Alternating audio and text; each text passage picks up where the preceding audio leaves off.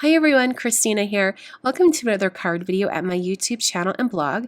Today I'm going to be starting out with the Single Roses die set from Simon Says Stamp, and I'm going to be cutting this out twice using my Big Shot die cutting machine. I'm using some Neenah Solar White cardstock in the 80-pound version, and I'm going to be ink blending some color onto one set of these die cuts, and then I'm going to do something else to the other set. So I'm starting out with some scattered straw distress ink, and I'm blending that on with a mini round blending tool. And then I'm going to go ahead and switch to a different color, which is worn lipstick. I'm going to ink blend that on as well, just pouncing that foam down so I don't bend or tear those die cuts. And the third color I'm using on the roses is Seedless Preserves. Just going to add a little bit of that purple to intensify the color. For the leaves, I used Crushed Olive and Evergreen Bough, and Evergreen Bough turned more of a green color, not quite as teal, because it mixed with Crushed Olive on my craft sheet. I then took the other set of die cuts and I added some gold embossing powder on the top. And I adhered them temporarily down onto this piece of scratch paper left over from die cutting, pressed my Versamark ink pad down onto them, and then applied some Wow Rich Pale Gold embossing powder. I did 2 coats of this so that I could get it nice and thick.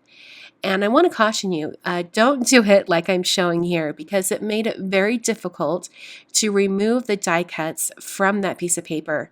The reason why it was so hard to remove is that the embossing powder all melted together, so it was hard to peel it up from that paper.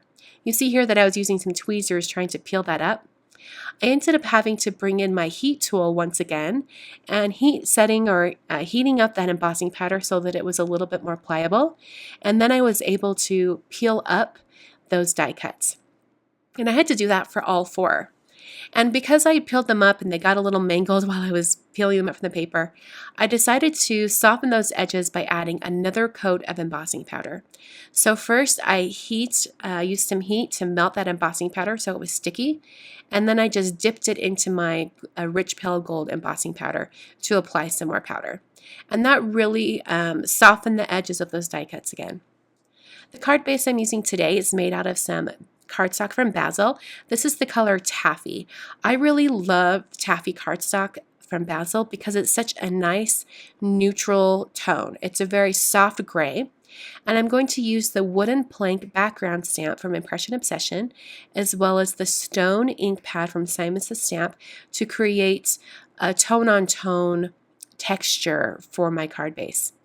So I'm pressing my card base down onto that background stamp, and then I'll use a piece of white paper. This is just some scratch paper I've had on hand. I've used it for multiple projects over the last couple weeks. And I put that down over the area to protect my hands from getting all coated in ink while I walk my fingertips over that background stamp and press the card base into the stamp. That's my favorite way for using background stamps because it's easier to get an even impression. Now I'm going to add a third panel to this card base. It's made out of vellum, and I've cut it to 5.5 inches tall by 4 3/4 wide, and then scored it at 4 1/4. This gives me a nice flap that I can fold over and use to adhere the vellum to the card base. So I'm going to use some Tombow Extreme adhesive and add some vellum onto that flap, or add some adhesive onto that flap, and then I can line it up with my card base, wrap it around the card, and now I have a third panel for this card. So I can open up the vellum and then flip up the top on that card base. So I'm going to be adhering the flowers onto the front of this card here. My original plan was to use the gold die cuts on the inside of the vellum panel so that you wouldn't see adhesive, but once I saw the colors together, I decided I really liked it. I'm going to use the Xyron Creative Station Light machine to help me adhere all of these flowers, and Xyron was kind enough to send this to me, and I thought it'd be fun to use it on this card. I took a picture of my arrangement before I put the die cuts through the Xyron machine. That's just going to help me so that I get them back in the right place once I'm ready to adhere. So this is sort of a video to show you what not to do with this Xyron machine. I didn't read the instructions. I just went for it. And overall, I was okay. It wasn't too bad.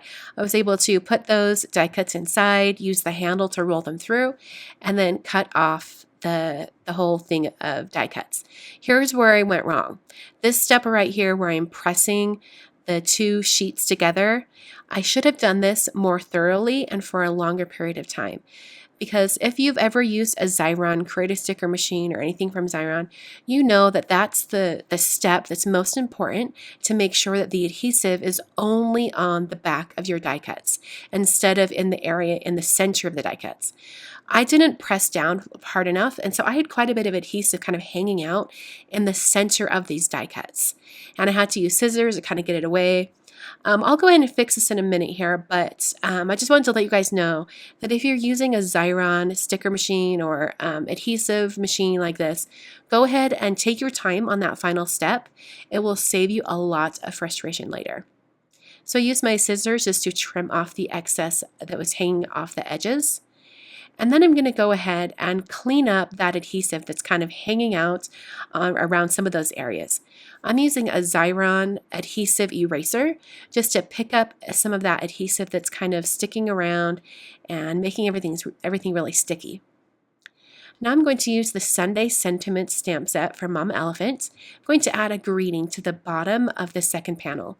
So I'm using some VersaFine Onyx Black ink. I'm inking that up. And then I'll go ahead and press that down onto the bottom area of this second panel on the card. So this is going to give me a nice greeting, but also it's kind of like a progression. You open up that first flap, you see the greeting, and then you can open up and I will write a sentiment or a message to the recipient on the inside. So this is basically the card today. I hope you guys enjoyed. This was a little bit of an adventure trying to put this card together because I had so many missteps along the way, but in the end it turned out just fine. Wanted to mention, if you wanted to, you could die cut some more flowers for the inside of that vellum. But other than that, this is a complete card. Thank you so much for watching today, and I will see you guys in the next card video.